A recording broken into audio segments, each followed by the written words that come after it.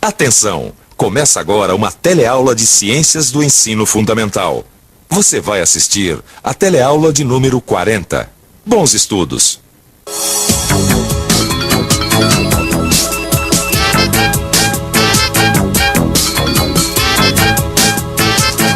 Minha terra tem palmeiras onde canta o sabiá. As aves que aqui gorjeiam, não gorjeiam como lá. Que é isso, Lineu? Você não é mais professor de ciências, não?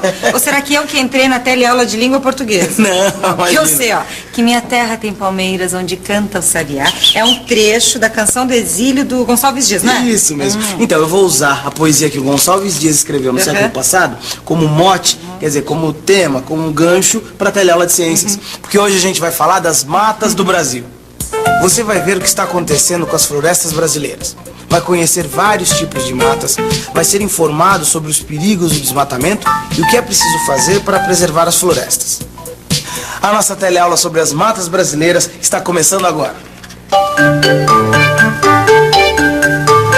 As florestas brasileiras, que encantaram tanta gente que por aqui nasceu, passou ou morou, estão seriamente ameaçadas.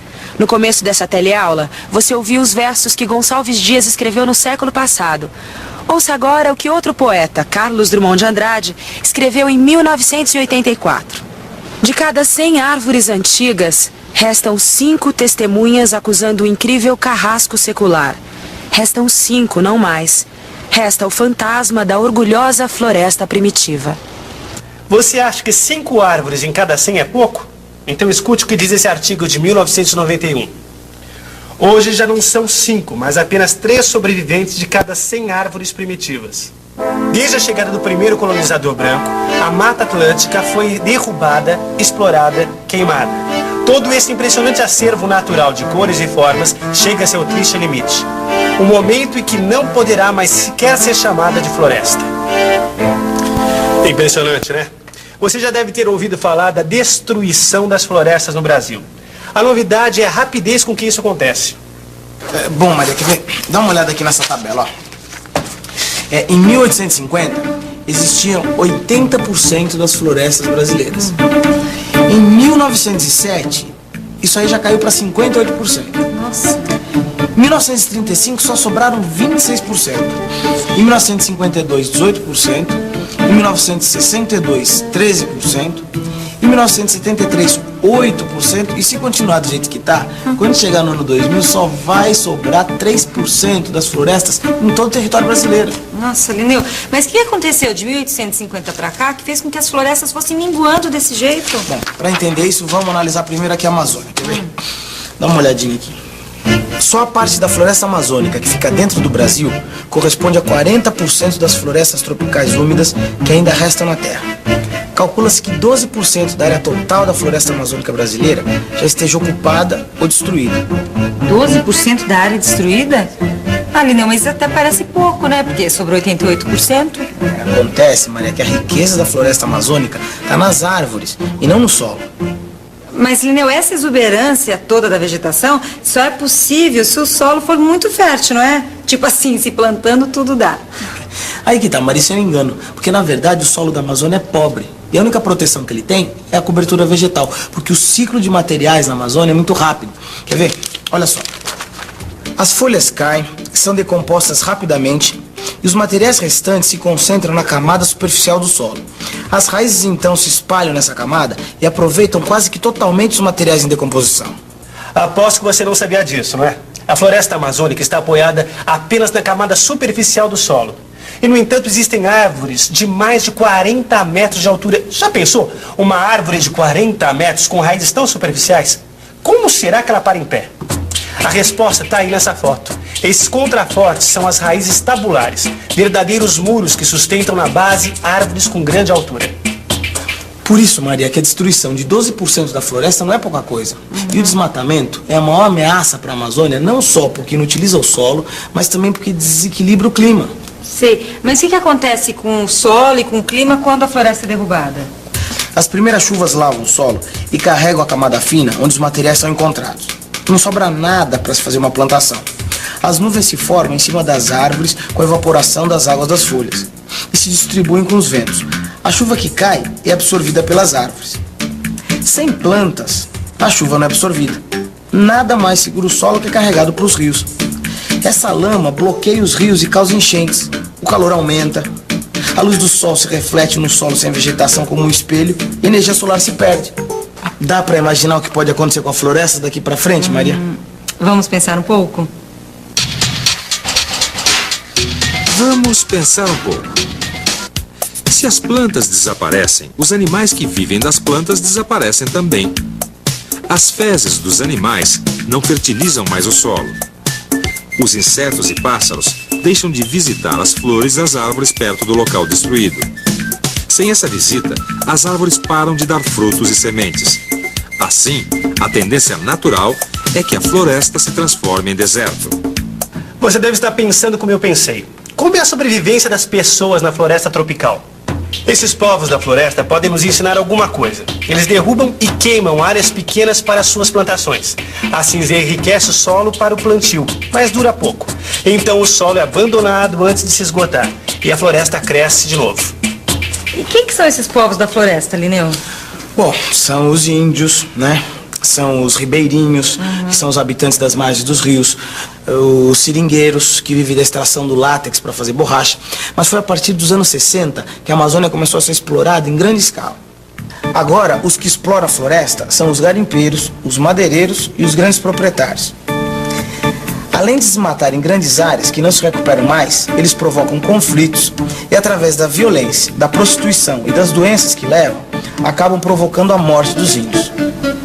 O desrespeito aos direitos humanos também é constante nos conflitos com outros povos da floresta. Em 1988, esses conflitos levaram ao assassinato de Chico Mendes, que era sindicalista, ambientalista e líder dos seringueiros. Ai, mas o que se pode fazer com tanta ameaça? Será que não tem um jeito de preservar a Amazônia? Olha, Maria, manter a Amazônia intocada é impossível. Agora, a utilização da Amazônia dá para ser planejada, equilibrada, sem provocar destruição e morte, né? Mas como? Em 1985, os povos da floresta propuseram a criação das reservas extrativistas. Ali, haveria coleta de riquezas como a castanha, látex da seringueira, palmito e frutas tropicais.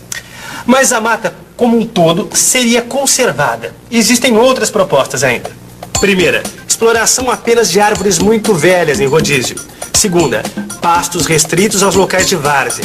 Terceira, normas para extração de minerais. Quarta, preservação total de áreas bem demarcadas. Tá bom, tchau. Obrigada. Mas, Linneu, se essas propostas forem colocadas em prática, ainda dá para salvar a Amazônia? Dá, né, Maria? Mas tem que ficar de olho, tem que agir depressa. Olha, teve uma diminuição das queimadas, mas no ano passado elas voltaram a aumentar. Não dá para bobear, tem muita coisa para fazer. E as outras florestas, então? Que outras florestas são essas? Este aqui é o Jardim Botânico de São Paulo. É um pedaço preservado da Mata Atlântica, a segunda maior floresta do Brasil. A Mata Atlântica está muito mais ameaçada de extinção do que a floresta amazônica. Veja só por quê. Observe no mapa como era a Mata Atlântica em 1500. Ela cobria o litoral, subia pelas montanhas e penetrava pelo interior. E veja só hoje.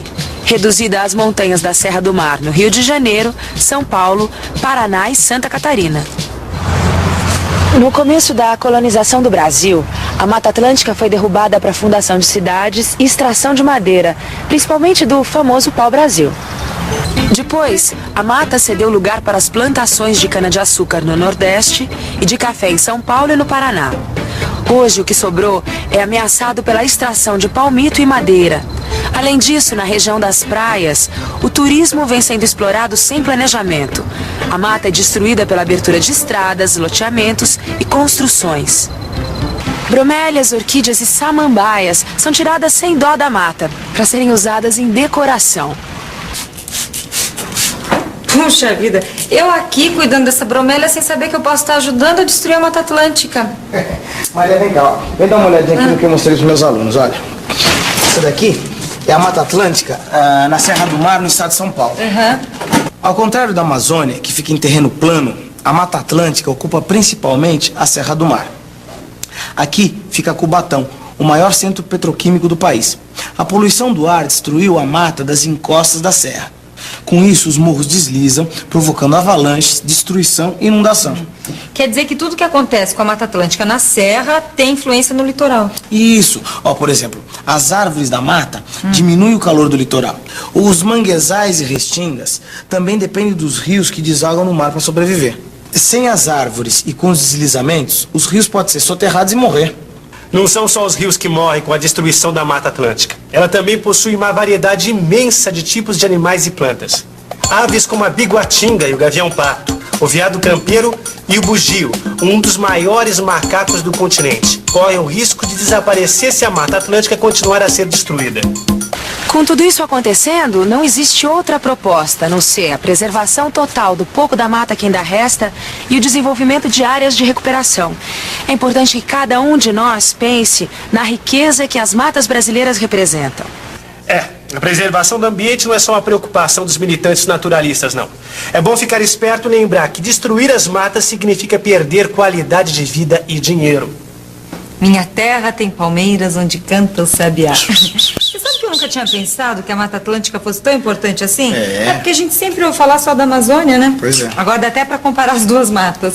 E uma boa revisão ajuda, né? E atenção, se liga aí que é a hora da revisão. Na teleaula de hoje, você viu que as florestas brasileiras estão sendo destruídas pelo desmatamento. Aprendeu que apesar da exuberância da vegetação, o solo da Amazônia é pobre. Que com o desmatamento, a floresta pode se transformar num deserto. Aprendeu também que os povos da floresta sabem preservá-la, permitindo a sua recomposição, e que é possível haver utilização da Amazônia sem destruí-la. Você conheceu outra floresta importante do Brasil, a Mata Atlântica. Viu que ela está quase totalmente destruída e que o que resta dela precisa ser totalmente preservado. E não é só isso, viu? No seu livro, você vai encontrar outras duas florestas brasileiras menos conhecidas. A Mata das Araucárias e a Mata dos Cocais. Elas têm características diferentes, mas a ameaça é sempre a mesma, a destruição. Estudando os ecossistemas brasileiros, você vai perceber a riqueza natural das nossas matas e entender por que tantos estrangeiros estão preocupados com eles. Reflita o valor que isso pode ter para nós e para gerações futuras. Até a próxima teleaula.